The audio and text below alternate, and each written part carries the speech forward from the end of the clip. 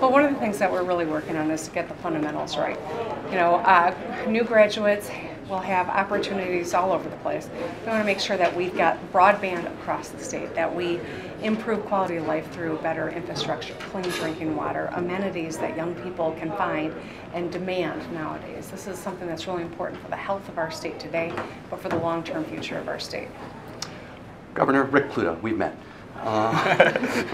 You keep saying one vote, one tough vote, one tough vote. Where do things stand right now in discussions with the Republican leadership in the legislature? Yeah, so I'd introduced the budget 13 days ago, I think it was, not that I'm counting. So we're at the beginning of a conversation. We've been having quadrant meetings. I've had some really productive conversations, but you know, the process is only just beginning. They're going to start holding hearings on the budgets and hearing from the directors. I've gotten a lot of great feedback on the education part of the budget. The thing is that the whole budget is written as one, and so I think we've got ground to cover, but we're just beginning. Any progress? Oh yeah, absolutely. Where? Well, you know, I think there's progress just in the fact that for the first time in 16 years, there are quadrant meetings that are happening with regularity.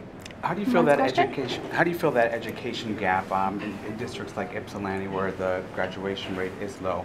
How do you feel that gap? So, you know, when a district has high poverty, it costs more to educate the same student in a wealthier district. You know, I mean, it just does, and we have to recognize the science of that and the challenge of it, and move toward equity. So, in my budget, we have a huge investment in the education of our kids in the form of per pupil foundation allowance, which means every child's going to get a great opportunity as a result of this.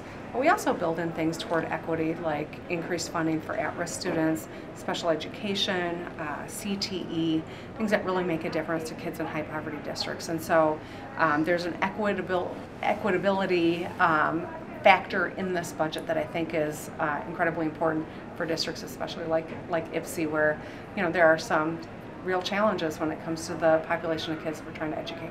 All right, thanks guys.